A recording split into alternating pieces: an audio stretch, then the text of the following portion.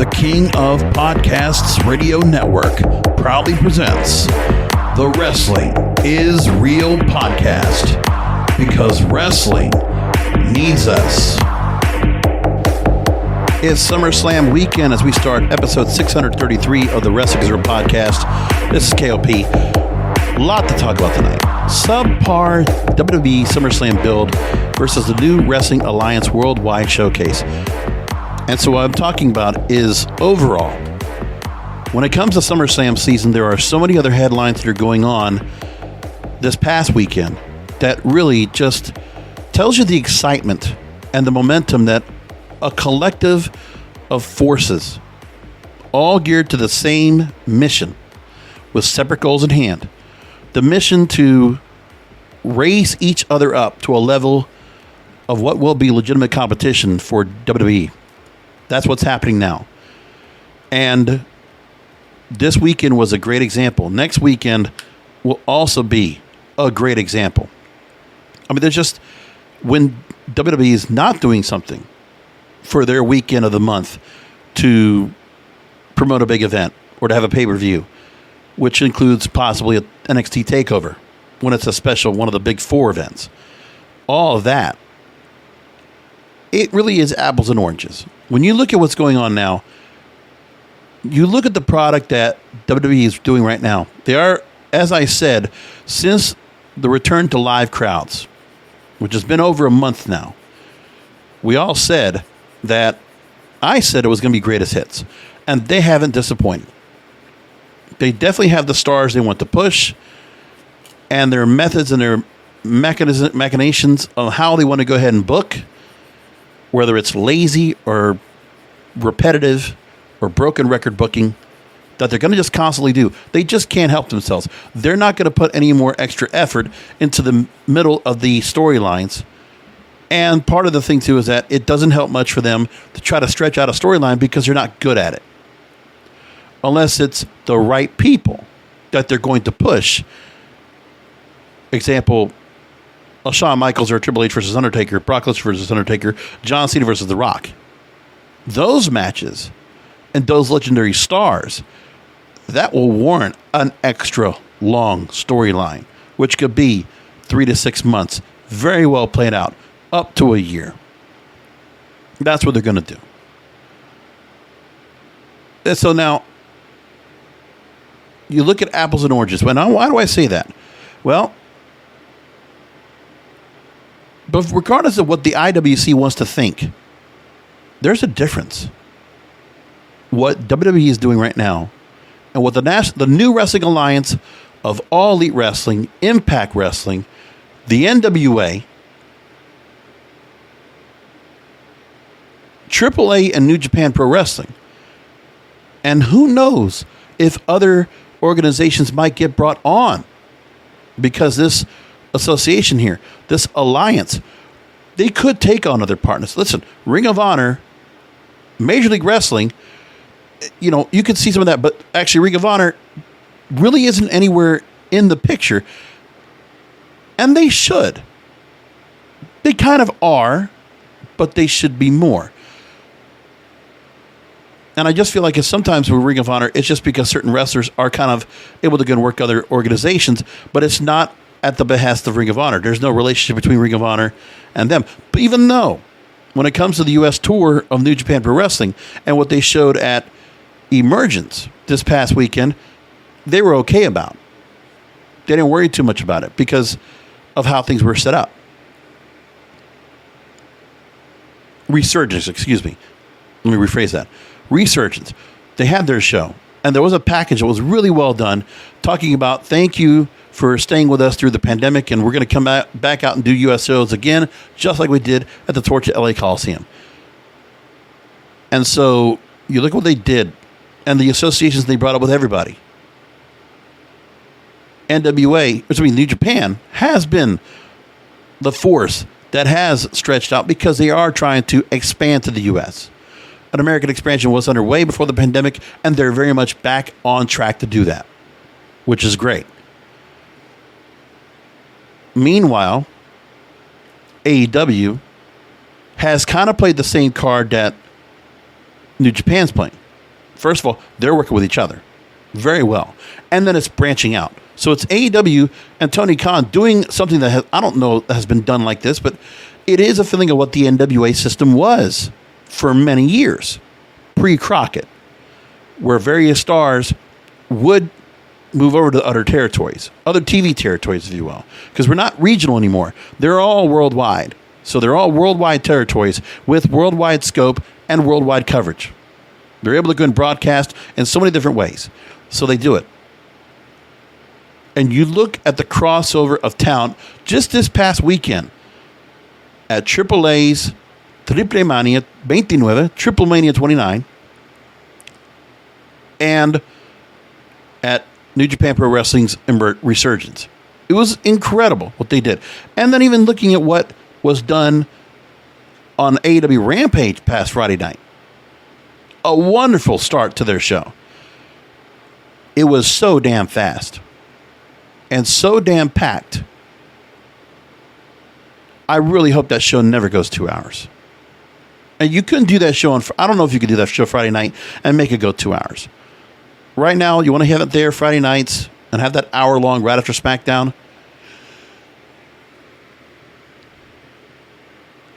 As it stays on TNT for the rest of the year and then moves over to TBS, great. That's all well and good. That show gives a little more room.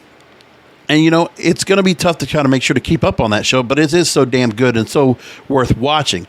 Especially with which we all know something big's going to happen at the first dance. They're calling it next week at United Center on Friday night. And if there is a debut by one CM Punk next Friday, we will cover it. I'll probably have to just jump in because, I mean, I'm going to have to do stuff where I'm going to probably do something with the coverage of NWA 73 and NWA Empower. Like, I probably will do post shows for that. And I will include the CM Punk debut commentary during those shows. I won't do it on Friday night. I don't think so. Maybe I'll throw something on TikTok. I don't know. But everybody else is going to do the same thing. So I might just wait until Saturday. We'll play it by ear. We'll see what the response is and just see if it feels like something that's just this breaking news does happen and we just got to jump in. Fine, I'll do it. But there will be quite a bit of recording that I'll be doing this weekend. Saturday we have SummerSlam, and I will do a post show after that. And I'll probably do something for NXT TakeOver 36. I don't know yet. I mean, if it's underwhelming, I might just hold off until Wednesday. I'm not sure. I might just wait until Wednesday only because, you know, I was listening to Busted Open today. And the thought process might be that, are we going to see the last appearances on NXT for various stars because of the transformation of NXT back to a developmental system and a reformatting and rebuilding reclamation project of the program? So, with that said, do we see Karrion Kross have his final match at NXT? Raquel Gonzalez, does she drop off and go to NXT? Does the LA Knight go away to NXT? Like, there's a lot of that could go on. And those are 3 stars that could absolutely go. Dave LaGreca is not too far off on that. And there could be other stars of the veteran realm, the echelon they have there, the remaining members of Diamond Mine when it comes to Roderick Strong or Adam Cole or Kyle O'Reilly. Could they be called up and be left out of staying as part of the NXT rebuild? Like, will there be stars that will come in? Because if you did have Samoa Joe win over Karrion Kross this weekend, then Samoa Joe has a storyline of who of you rookies, of you up-and-comers, have what it takes to take this belt off of me. And he just becomes a dominant champion and could just run the roster and just put people over in defeats. They could very well go do that. But we'll see what they do. I might just wait for TakeOver 36, let the matches happen, and then see if we see somebody go over the Raw, and then they just go on. And that's it. I mean, I'd rather just wait for that and then just go, because I think SummerSlam, just for the fact it's on Saturday, TakeOver was going on. It was the other way around like it normally is. Then I would have talked about TakeOver then. But I can wait probably until Wednesday. If there's something I really got to talk about, then I'll drop a show. But I don't know. I might just wait till Wednesday. I just want to give you the heads up. So we'll definitely do Friday for SummerSlam. And then I'm going to probably go ahead and do, maybe Sunday night is what I'll do, NWA 73. I don't know. Last time I did NWA post show was Into the Fire, and that did pretty well. So I might just do that. I'm not sure. I might go ahead and just cover NWA 73 and then do Empower a standalone, because there'll be so much going on off of that. Plus the ongoing story, which I'm talking about tonight. This showcase of the New Wrestling Alliance and all these things we're going on. So New Japan doing what they're doing. And NWA and Mickey James. Really invitational. Stars from so many different areas coming in to work on this all-women's pay-per-view that is not a gimmick, which was to satisfy the other. Remember, we were all happy about how, Daniel Bryan getting that break, right? We're seeing Zack Ryder getting a U.S. title. That moment of seeing the three champions, Cena,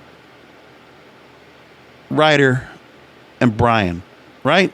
Seeing all that was actually really kind of fun. Yeah. And actually, the Empower is on the Saturday night, and then Sunday night is NWA 73. So I could do that. Yeah. That might be the thought process right there.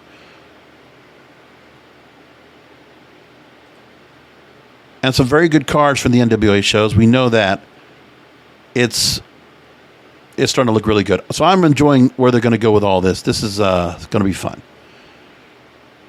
Now let's go ahead and move along into the New Wrestling Alliance and actually what happened.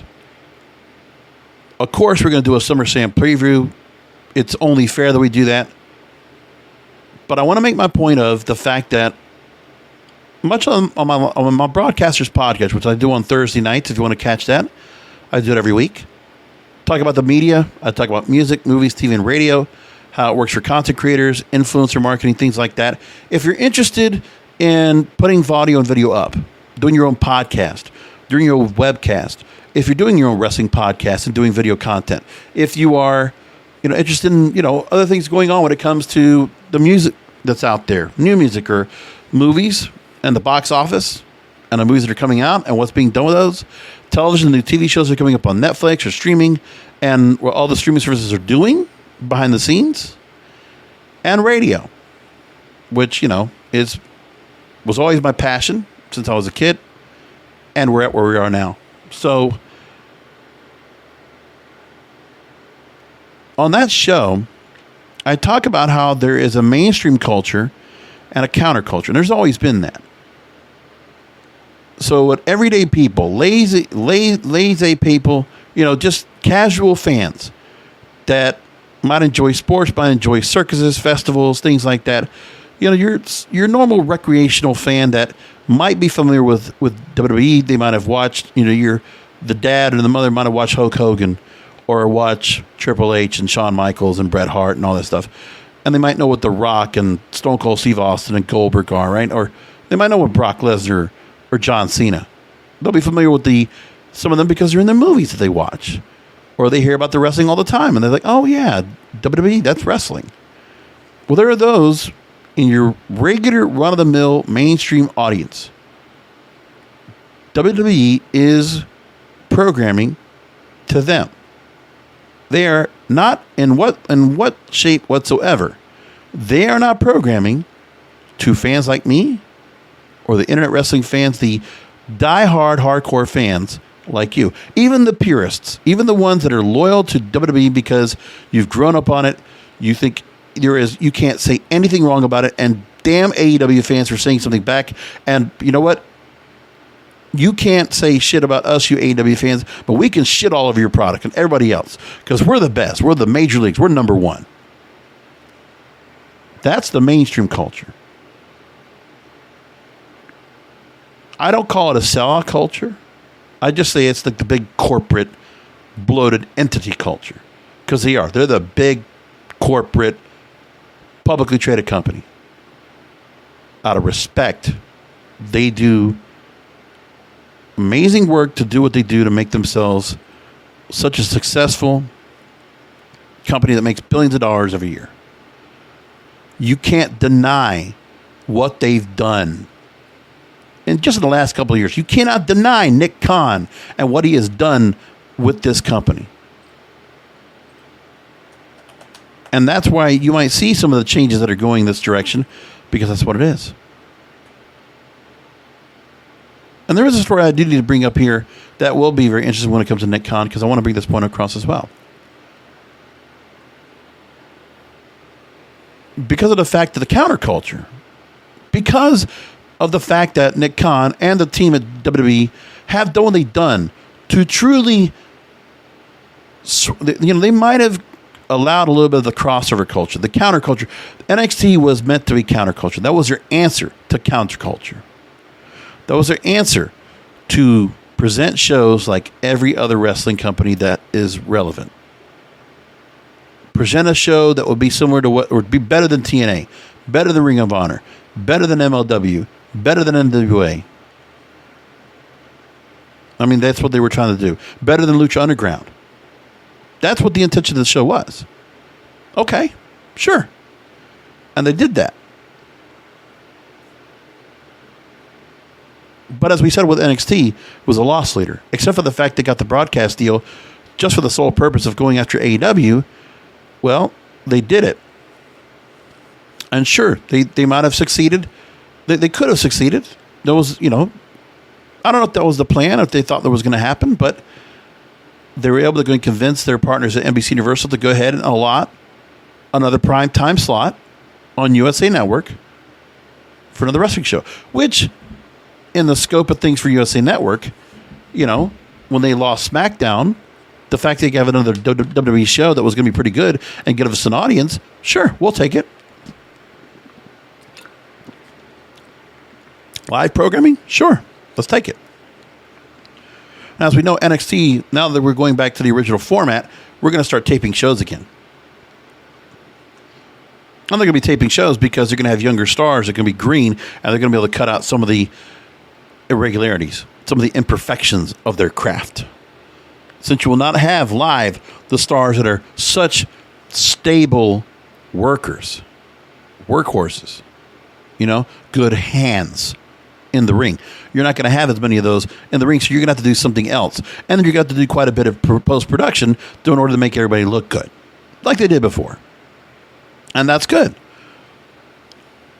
And I really think that after a while, once they are able to go and reestablish NXT as a developmental territory, I think people are going to really forget the old NXT quite quickly. And I think what they'll actually do is, of course, there'll be more releases. But then NXT then will get back to where it was. And there will probably be a lot of stars and some fresh talent that will make it up to the main roster to sink or swim. I really think that's what's going to happen. And there will be a number of stars that they have been building that are younger and have been building from within. Like you could say a Dakota Kai or Hit Row, damn it. Hit Row. You could say the folks of the Breakout Tournament. I mean, there's others that they have. I don't see where Imperium or Grizzled Young Veterans or some other factions they have. I mean, MSK would be part of what they're doing right now in NXT.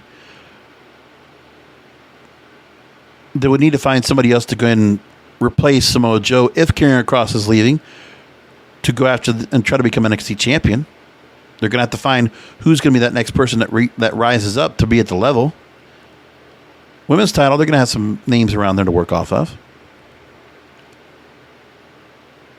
Candice LeRae is pregnant, so eventually she's going to drop off and, spend time to become a mom. Congratulations to her and Johnny Gargano.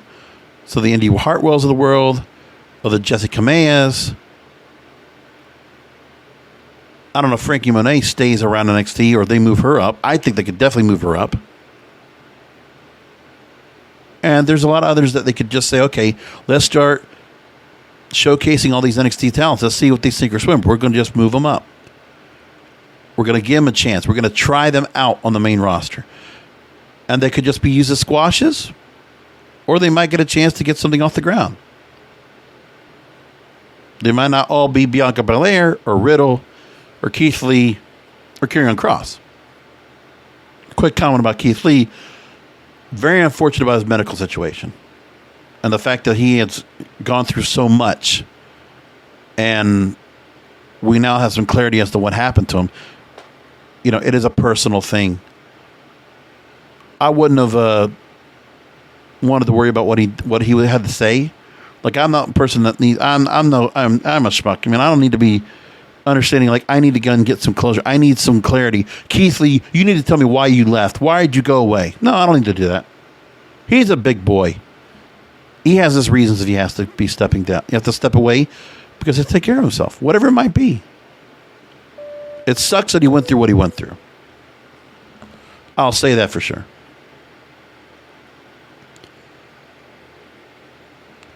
So WWE had NXT as the counterculture answer. Well, now they're no longer counterculture. That's gone. There might be a little bit of a counterculture feel because the younger stars are going to get a chance to crack through the ranks. What should be said is that who Vince or whoever at WWE wants, it's going to be their people that are going to speak us for them. They're not going to just take people that are, you know, they're going to work to somewhere else. They're not going to outsource talent. Let's put it like that. You know, when you're working for another organization that they have good talent and they work well and they do the job, but you don't feel like they can ever represent your company, and you would never represent them with a contract where, you know, you would make them part of the company. Because NXT and the stars they had, Adam Cole, Kyle O'Reilly, they were like, it was like Ring of Honor outsourcing them. And they were contracted coming out of Ring of Honor for a better job and a better place to be showcased. A bigger spotlight. But right now, I mean, the crowd you have in the Capitol Wrestling Center, you know, TakeOver 36 is going to be in front of that small crowd. We said they don't have the star power in that organization right now. In that group, they don't have the star power to fill out a stadium. They don't. Even when the AEW is holding right now, whether it was the one they had in Houston, which was a great Dynamite tonight, they wouldn't be able to hold one there. I don't think they could sell it out. I really believe that. So they, in this year, NXT, ultimately the loss they had to AEW, whatever kind of feel of a counterculture feel that they had of this rebellious, renegade, ragtag brand, it's gone. It's going away. It doesn't make WWE money. It doesn't make them money. They lost money on that project. If you probably saw it on the books, they probably would say, NXT, yeah, it doesn't make money for us. It doesn't make money like merchandise or live ticket sales or the shop, whatever we're selling, or the broadcast deals. We're not making, I mean, we made the deal. We could put any show on USA. We didn't have to put NXT. We could have probably put a different show altogether. But NXT was put there for a role. It was used as a sacrificial lamb to withstand the momentum of an upstart company in AEW. But what WWE needs to understand is that it's not AEW they need to be worried about. It's not just AEW. Understand this and be clear. It's what I call the New Wrestling Alliance. Look at what they did. Now, okay, I'm going to try to go this way. We're going to compare what both sides have done this week in terms of what they've been doing on their own lane. In the mainstream lane, the mainstream culture lane, you know, the big money corporate dollar lane of professional wrestling, big money wrestling. Let's look what SummerSlam's build has been like. So when you look across the board, we can talk about the card real quick. We can talk all about that. I want to focus on a couple of matches that stand out to me coming up this weekend.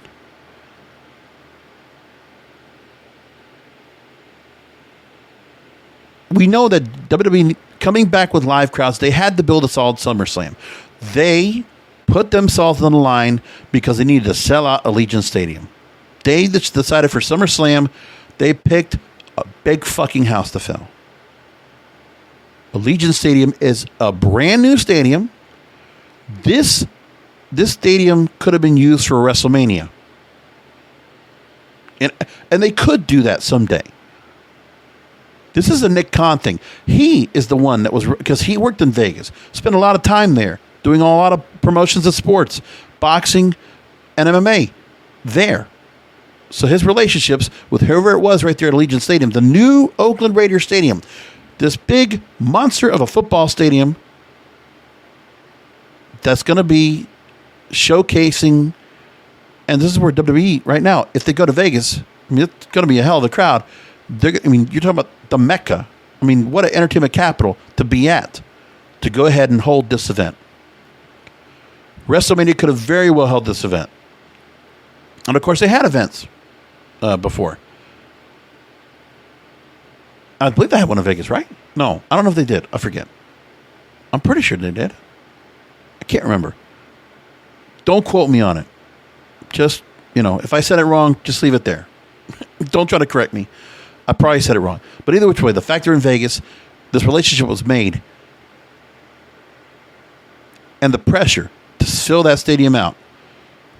Well, of course, they had to tap into the part-time bullpen. They called John Cena. They called Goldberg. And Edge is also on the pay-per-view as well.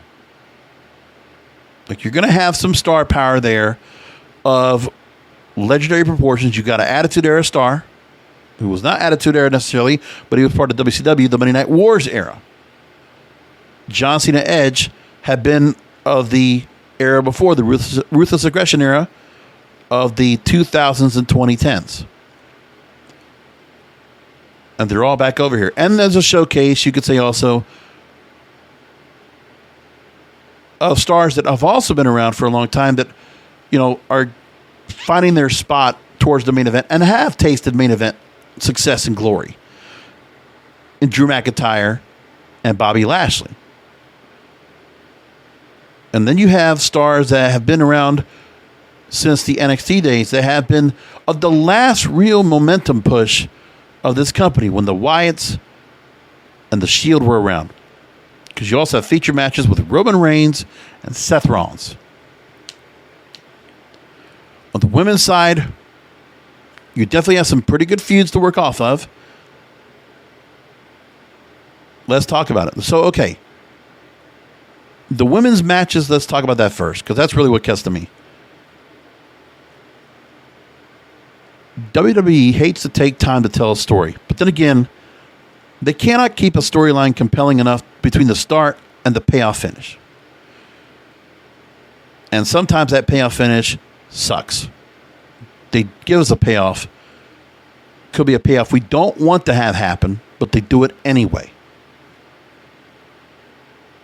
And we look at both sides of the spectrum. On one side, you're looking for, after Rhea Ripley beat Asuka and Charlotte Flair for the Raw Women's title, and the story they told with that. Charlotte Flair and Rhea Ripley continued along. Nikki A.S.H comes along after she wins Money in the Bank, cashes in, and now it's a triangle. So Rhea Ripley and Charlotte Flair have been continuing on since WrestleMania in this title picture, and Nikki A.S.H has been the scapegoat. She's been the failsafe. You give her the belt only to mostly lose every match she's been in since holding that belt. So it's the weak title reign, which they're very good at. I mean, how many times do we have to see where the U.S. champion, the IC champion, constantly loses the belt? They constantly lose, but it's a non-title match. It's all over the place. So common to do that. Even with weak-minded or weak-positioned main eventers in the title picture, there might be champions, world champions, losing in non-title defenses. And they do that as well.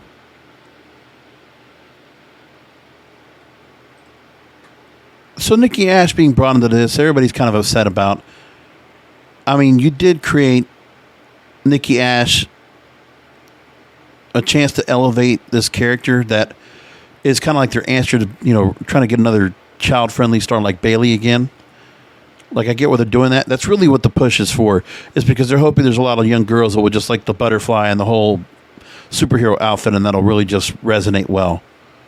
And like, if you're coming up on Susan G. Komen time or Make a Wish, there's going to be a lot of young boys and girls that are going to want to have Nikki A.S.H come to their hospital bed, or come to their hospital, or come to them wherever the event is at and give a hug and, really feel inspired by her. Listen, it's a nice story. And as we all said, as long as Nikki Cross, who we all like, is getting this shot, that's what's important. So it's not the best way to get there, but at least she's getting her shot. At least she's getting some exposure. It is kind of weird that we had to go all the way to this point, from her being crazy to being Alexa's bestie to here. But she's a trooper. She's been all in for it. So I can appreciate where she's gone through. It's just a crappy gimmick. But hey, what happens? Now, on the opposite end of that spectrum, on the women's side, it's a SmackDown Women's title with Bianca Belair and Sasha Banks. When Sasha Banks came back a few weeks ago, I really think they could have spent more time on this. I personally think when you have Bianca as such a babyface, you've positioned her. She's like damn Serena Williams out there. She's like a Williams sister out there, inspirational and positive and smiling and gleaming from ear to ear, dazzling the audience. Like, there are people that love her out there, and she's such a role model for so many kids out there. And a lot of the fans, she's extremely athletic. She's been quite good in the ring so far. She's good. She's not great, but she's really good. And so far, the title run that she's had has been adequate. Throwing Carmella into the mix, or Alexa, or I keep saying Alexa Vega because I think that girl's hot. Zelina Vega. But I've done that before. I've caught myself. See, look at that. Every time I say again, I'm catching myself. Now, anyways, Sasha Banks, now, they'd had to go ahead and get this up for SummerSlam. They timed it out, of course, because they wanted to get one of those, they wanted to pull out of the bag of tricks and have Sasha Banks debut or return on SmackDown in front of live crowds, create that pop. I get it. But the one thing was that this storyline could have really used the time to build the return for Sasha Banks and not have her turn immediately heel and screw over Bianca Belair. I would have liked to have seen a couple of weeks where she was there, and then the screw job, and then et tu brute, knife in the back. It would have given more heat to Sasha Banks. And with Bianca Belair, she needs more heat because she's able to get a couple of comebacks, but she should have gotten a chance to get the comeuppance at SummerSlam and not any time before that. Sasha Banks should have just destroyed. Look at you, little girl. You're still young behind the ears. You're a rookie. I'm the boss. I've been here. I've been controlling. I've been in control. And no matter if I'm here or not, I'm still on top. And I'm going to take that belt back from you. And, at WrestleMania, what a great moment. We had the crowds back. I was emotional and I was sentimental at the same time. And it was a great deal for you. But then I realized, I don't give that kind of opportunity to anybody. And you had your chance.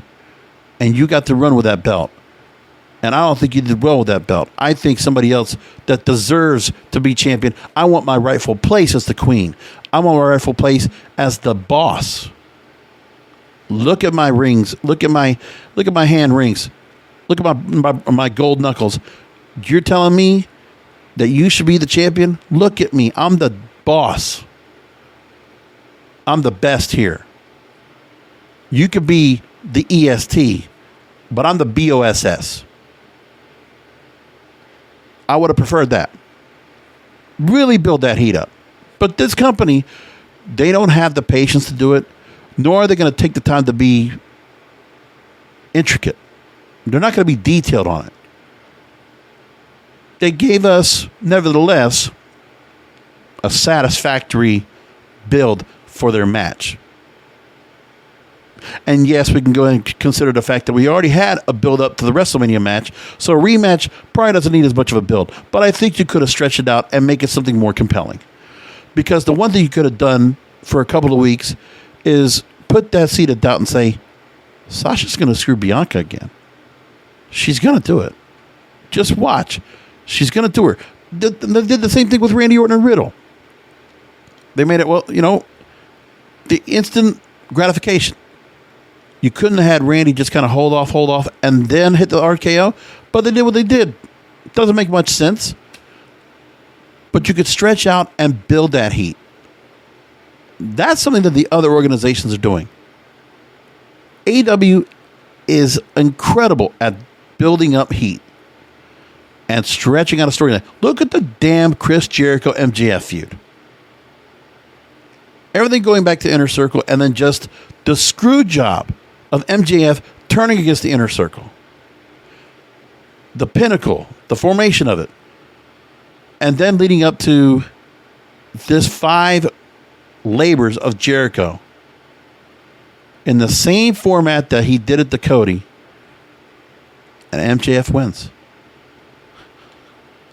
And MJF continues to go over. Tonight on the show, after Dynamite, Ric Flair writes up and says, congratulations to Jericho and MJF. Chris, you made our business better for everyone tonight, and you made me proud. This is what the great ones do. Woo! He's saying that he did the job, and he put over MJF. He made MJF a made man. He's a made MJF. At this point, there is no question. He's one of the top heels in that company. He is excellent. And to hear some guy on TikTok, one of the guys on TikTok I follow, whose name I'm not going to mention, how he said that Dolph Ziggler is a better heel than MJF. That's funny. That's real funny. Not even close. Now, Dolph Ziggler has been good. I want to say with Vicky, and when he had, Jack Swagger at the time with him, or if he had Big E or AJ Lee with him, yeah, part of it, sure, but was never that big of a heel like that. Not to some point that I ever thought that he would be MJF. MJF he is a cut of the cloth of a Ric Flair, a Nick Bockwinkel, a Larry Zbyszko. He just is. You just can't... a Terry Funk. You just can't cut. That's just a different cut of cloth. MJF is a throwback to the classic heel. An incredible heel. I already think the guy is amazing. He's such a piece of shit, but he is such a good piece of shit. He really is. And it's the right booking decision. Chris Jericho doing the right thing, which would never be done in WWE. Be honest. So that's the women's side of those feuds. The other 2 feuds they've done right, I feel like. Edge and Seth Rollins has been minimal, simple, great. And I feel like Edge is performing as expected. He is just delivering. That's what he does. It's like he's on time. He delivers. You know what to expect from Edge. And he's consistent. Consistently good. And Seth Rollins, this is something he can sink his teeth into, not the Cesaro stuff, which, work with a dance partner. Now he gets to step with Edge with a storyline that they did call out. And Seth Rollins saying, I should have squeezed your neck with that chair. Thank you. If I could have just heard John, it would have even been better. But they called out the match. They called out the move. I want to see that in the package leading up to SummerSlam, the SummerSlam event. Like, put in the pre-show, put it before the match. Let's see Edge in the chair, locked in by Seth Rollins. And, of course, in the match itself, Seth Rollins has to work the neck. You have to see that. But Seth Rollins being the manipulative piece of shit that he is right now, it's the back and forth they had. And Seth Rollins was live via satellite. That was a wonderful moment. Great. Great. The other one I like is Bobby Lashley Goldberg. Simple. And Bobby Lashley is booked as good as he needs to be booked. He is being booked perfect. He needs to win this match over Goldberg flat out. And Seth Rollins, I want to see him beat Edge. But because Edge got the loss against Roman Reigns twice, I think Seth is going to probably take the loss to Edge. Edge is going to get his win back. They're going to probably give him the gimme on this one. That's what is probably going to happen. Bobby Lashley needs to take out Goldberg. I think Sasha Banks becomes SmackDown Women's Champion again. And I think Charlotte becomes Raw Women's Champion again. I'm already putting those predictions out there right now. No doubt about it. Now, with John Cena and Roman Reigns. So we go back to, 2016, 2017? And Roman's getting booed out of the arena after Royal Rumble, after the whole, just throw him down our throats face Roman Reigns. Yeah. And John Cena pretty much given the same kind of shit once again. Roman Reigns coming out with better stuff this time. Really not much of Paul Heyman to be said. Roman Reigns is one-on-one better promo cutting against John Cena. He's now up to the level of John Cena. He did drop the Nikki Bella line. That got me wow, that was low. And John Cena is repeating what he said, but he's not wrong. He's not wrong at all. A lot of truth to what he said. He's really indicating what the company's going through. Protected main eventer star. We know that he's held the belt for a year. And this is the one match that absolutely is not predictable. Because there is a lot of doubt in my mind, and Dave LaGreca said it too on Busted Open, that Cena could win. You could let Cena win this belt, and Roman Reigns could be humbled. And I can justify the argument why. Because there is nobody else for... It's just like with Brock Lesnar's the same way. A veteran, a lifer, a part-timer has to be one that takes the belt off of Roman Reigns. If anybody's going to get that, they obviously don't have faith in the people they have. They're not going to Briggy up yet. That Money in the Bank briefcase, that Baron Corbin steal it, so we don't know what's going to play out of that. Of course, they said that Baron Corbin can't cash in, but Big E doesn't have that briefcase right now. He has to get it back from Baron Corbin. So that's going to put a damper on any chance for if Big E can cash in at SummerSlam, which will be a hell of a moment. We all know it. An incredible moment that happens. But Cena could go ahead and overtake. They could take that point that Ric Flair no longer has that most world titles record. They could take that away from him. They could also say, okay, so Cena is the greatest of all time. Let's just coronate him. You could do that too. And I don't feel any indifferent if Roman Reigns loses the belt now anyway. Personally, I'd like him to stay undefeated. I'd like him to be powerful and unbeatable, unstoppable. I mean, this storyline's been great with Roman Reigns. It sucked to go.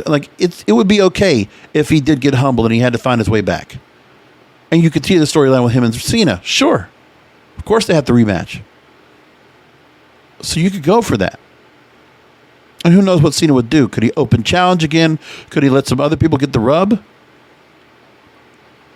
Does Cena need to worry about if he has the creative control and say, you know what? I'm not gonna lay down for Roman Reigns. Fuck that. I'm not doing it. He could probably do that.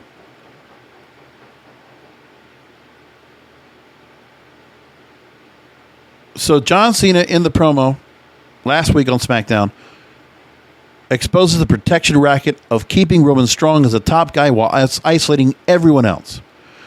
Because then if you do humble Roman Reigns, bring him back down a peg, back to the level of everybody else, then you create a vulnerability in Roman Reigns that other people can expose. But I don't think the company wants to do that. I really do think then Roman Reigns could still then retain, get the win over John Cena, make Roman Reigns stay strong because he is the golden boy right now. He is the holder of the rock. He's carrying the ball. And so they could just keep it in with him. But I'm going to go the opposite. I'm going to just go bold and say John Cena will beat Roman Reigns Saturday at SummerSlam. That's what I'm going to say. Now, as for the rest of the card this weekend, Usos versus Mysterios. I don't see the Mysterios coming back on it. Usos retain the tag team titles. I think Damian Priest will get his first title. He will beat Sheamus for the U.S. title.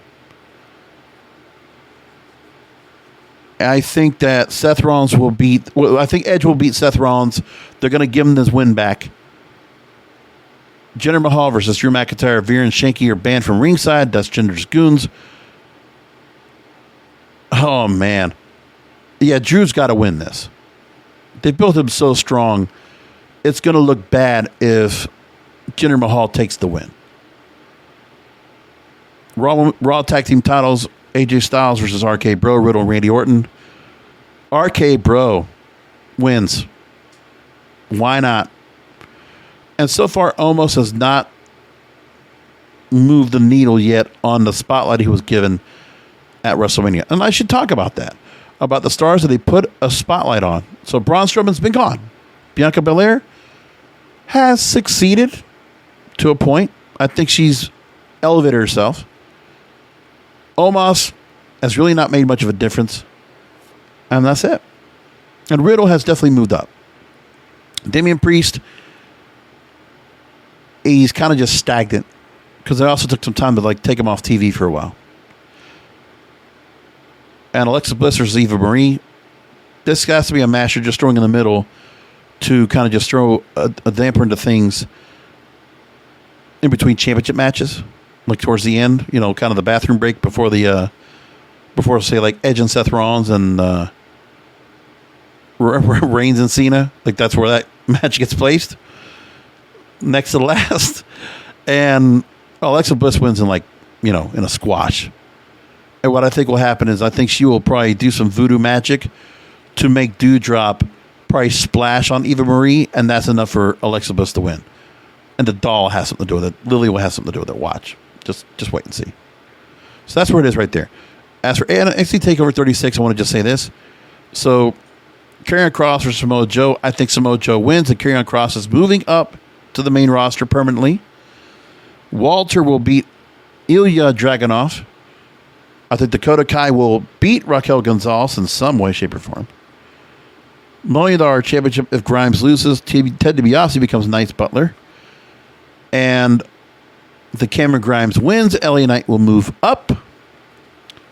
2 out of 3 falls. Just a standard first fall for wrestling in this match for Adam Cole versus Kyle O'Reilly. Second fall will be a street fight. Third fall, if need be, steel cage. So with that said, I don't know. I mean, Kyle O'Reilly gets the win back. It's parody booking.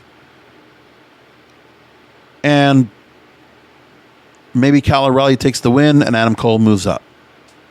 Or because we don't know what's Adam Cole's status now coming into it. If he loses, maybe the contract's up. But we don't know if that's going to happen or not.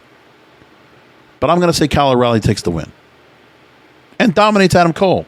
Which in Ring of Honor, Adam Cole won that feud. But here, maybe Kyle O'Reilly is the guy. I don't know. All right, so let's move along. How Nick Khan passed Triple H as Vince McMahon's right-hand man in WWE. I want to just take a couple of things out of this. Haverford Joey wrote this in the Sportster.com.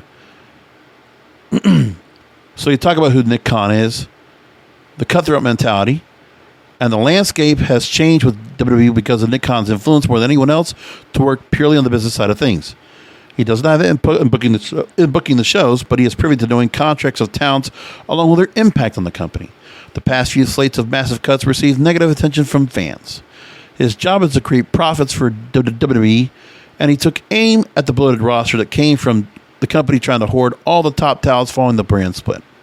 Multiple waves of releases during the pandemic felt like a ruthless move, but Khan did not care one bit since WWE did it on 3 different occasions. And in the future, he says that Triple H may be the person most impacted by Nick Khan's rise in the rankings. Vince McMahon usually doesn't let the business employees dictate how he books his wrestling show. Even though Khan isn't trying to push talents, he's clearly powerful enough to cut the contracts of major names like Braun Strowman and Bray Wyatt. The idea of having a deep roster was executed by Triple H when his team aggressively pursued the free agent market. All the top stars from all over the world were recruited to set up the future of WWE. Times are changing with the many of Triple H's NXT talents getting fired. There is reason to believe that NXT UK will be impacted since they have deeper rosters of brands that bring in little money. Even Triple H's right-hand man, Canyon Ceman, was rumored to be let go from his role as a talent scout. Fans viewed WWE as Triple H's to take over when Vince relinquishes control. God, I can't say that. Nick Khan is already making it harder for him to cutting talents and changing the entire business model. Triple H fighting to bring back Samoa to the NXT shows that he still wants to work with some of the names. Regardless, Tony is not the Khan he'll have to battle with Nick's power matching his in WWE today. Now, with that said, let's talk about what was going on with the new Wrestling Alliance this weekend. So, Triplemania 29, AAA's big show down in Mexico, and having to hear Hugo Savinovich for the 150th time say, brutal, brutal, brutal. If he's not saying that, he's saying, poquito, right? I mean, the Mexican crowds eat it up.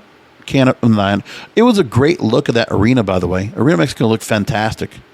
Or not Arena Mexico, the big, yeah, it is Arena Mexico, I guess, right? It looked great. Big, huge Arena Mexico City, big crowd.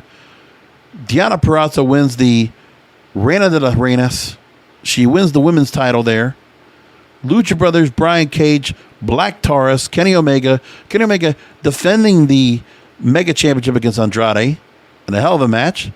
And Kenny Omega retains. But Diana Purrazzo wins. She is a champion now, not just the Impact Wrestling. She's now going to get to hold the Reina de las Reinas Championship of AAA. Great for her. She never thought she'd get a chance to see the day she would go in the AAA to work that. And seeing Conan come out there with Andrade and coming out with Kenny Omega and Andrade coming out with Ric Flair. Hell of a moment. Amazing. Pretty shocking. It's a short amount of time. So Ric Flair didn't have any kind of contract clause or non-compete. I watched some of New Japan Pro Wrestling's resurgence, but I didn't have time to finish it. So Jon Moxley, the Good Brothers, Ring of Honor's Brody King and Chris Dickinson of Violence Unlimited, Filthy Tom Lawler from MLW, JR Kratos from NWA, Moose, the New Japan Pro Wrestling United States Champion Lance Archer, Jay White from Impact Wrestling and New Japan, and Finn Juice that are also working with New Japan and Impact Wrestling, all featured at Resurgence. It was a hell of a night. And then you look at what they're going to go on now. Emergence is also coming up this weekend. That's going to be on Friday as I record this. God, there's a lot of stuff going on. Man, it's crazy. So, X Division title, Josh Alexander versus Jake something. I don't want it to happen, but I think Jake something, they have so much behind him, they're going to probably let him be crowned X Division champion. I think that's going to happen. Impact World Tag Team titles, Good Brothers versus Violent by Design versus Willie Mack and Rich Swann. And I say Mack and Swann win the World Tag Team titles. They're going to make that switch. Impact World Championship. Yes. The newly crowned Christian Cage. And a damn good match on the premiere of Rampage. I mean, it made sense to me. You know, going back to, it makes sense. Scott D'Amore, the Canada ties, the fact that Scott D'Amore was probably really instrumental in getting Christian in once he decided to go and look for greener pastures and win championships in TNA. Because I always thought the Christian Cage era, the run he had in TNA as champion, I always thought it was something special. Like I said, I always liked Christian Cage. I liked the Christian Cage character in TNA. And he brought some of the peep stuff over to his return in WWE. Because remember, if he doesn't go away to TNA and win the titles and work great matches with Rhino and AJ Styles and all the stuff they were doing, he doesn't get the solo run that he does in WWE because he got the chip on his shoulder, comes back in, he gets the title. He gets to be ECW champion. He gets to be World Heavyweight champion. He got titles. He got the singles run he wanted to be. He did not want to be attached with just Edge and Christian. Edge got the run as a solo star. Christian wanted it too. And so he took the chance for much like what Bobby Lashley and Drew McIntyre did themselves. Look at greener pastures. Go to TNA or Impact. Come on back with a chip on your shoulder. Prove yourself. Make yourself better. Come on back. And look at what happens. Bobby Lashley was just kind of just like, it's this big muscle-bound guy. Couldn't talk well, whatever. And then he comes back and the guy is a beast. This guy is a menace to society. He is a 150% badass. And the Impact Wrestling character was created with him and MVP that they created with each other. That is exactly what you see now in the WWE. The almighty Bobby Lashley. And so that's what they added. The touch that WWE did was the almighty. They put that together. So they get the credit of that. And Bobby Lashley, great champion. Keep that belt on him too. Now, Christian Cage and Brian Myers. Brian Myers won the Battle Royal. I was like kind of surprised. I didn't finish the Impact Wrestling. I got to go back and watch that too. God, there's a lot of stuff that's been going on. My niece is going off to college. And so I've had a bunch of times where I went out and did stuff, so I didn't get a chance to catch everything. Whether it was a get-together for my mom's birthday was on Thursday, this past Thursday. And then I had a dinner to get together because my niece is going away. And even tonight, another thing because my niece was actually going to be leaving for college, was another occasion. So I had to watch Dynamite on my phone part of the night until I got home. So I still watched it, though. Can't miss it, especially for the show. Christian Cage will be Brian Myers. And you know what? I'm starting to warm up to the Brian Myers character. I actually think that what Impact Wrestling's doing right now with Brian Myers and with Matt Cardona with Chelsea Green, I'm starting to warm up to them. They're starting to go somewhere. So it's like, it just might be working. Brian Myers, I think he's got a chance to really kind of put a shine on himself that the company, that WWE never did. And keep this in mind, too. Much like how Drew McIntyre and Bobby Lashley were able to go and get that chip on their shoulder, go somewhere else and come back over. Look what's already been done. Brian Myers wins the chance, and it could have been Kenny Omega, but now Brian Myers is vying for the Impact World title. They had him win the damn Battle Royal for contendership. He's going after the belt against Christian Cage. Yeah, two former WWE guys, but hell, that's a hell of a match to put together. It's intriguing.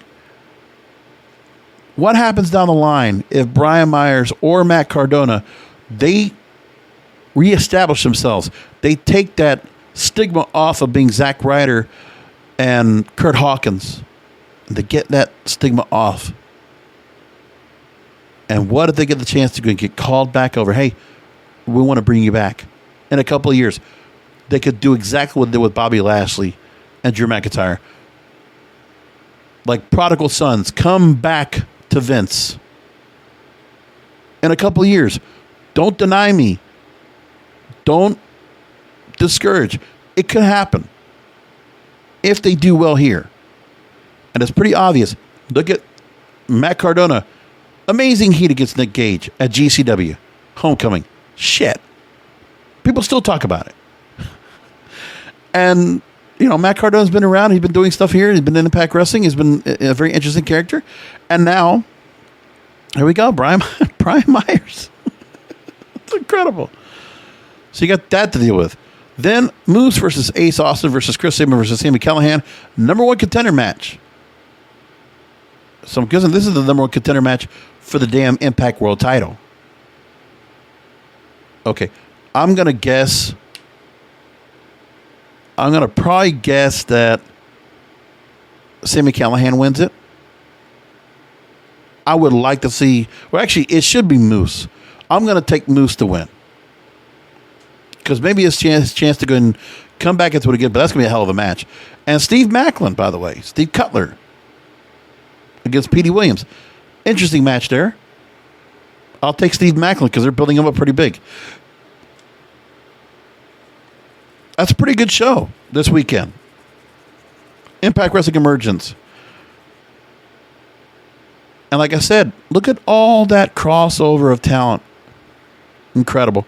When you look at what's coming up at the NWA show, 73, who are they going to get the crossover that night? Well, they are going to have so they're going to definitely have World Heavyweight Championship versus Trevor Murdoch's career. Nick Aldis versus Trevor Murdoch. They've been building that for a long time. That's going to be a fun match. I hope Trevor Murdoch... I don't know if they're going to take the belt off Nick Aldis. I don't think it's going to happen either. I don't see it. Chris Adonis versus James Storm, NWA National Championship. I think James Storm wins. NWA Tag Team titles, Aaron Stevens and Kratos versus La Rebellion, Mecha Wolf and Bestia 666. Stevens and Kratos will win. Mickie James versus Kylie Ray. Why do I think that Kylie Ray is going to get the win over Mickie James? Mickie James will put over Kylie Ray. Hopefully in a very good match. NWA Women's Championship, Camille or Layla Hirsch versus... Now, this is because of what's going to happen at Emergence. Or should be not Emergence. Empower. Camille or Layla Hirsch and that title, because whichever one is the NWA Women's Champion coming in, will take on the NWA Invitational winner at Empower. Then you got Tom Latimer versus Crimson versus Tim Storm. I'll take Latimer in that match. Tyrus, the Masked Man, and Jordan Clearwater versus The Pope, Odinson, and Perro. And I'll take the Pope's team to win.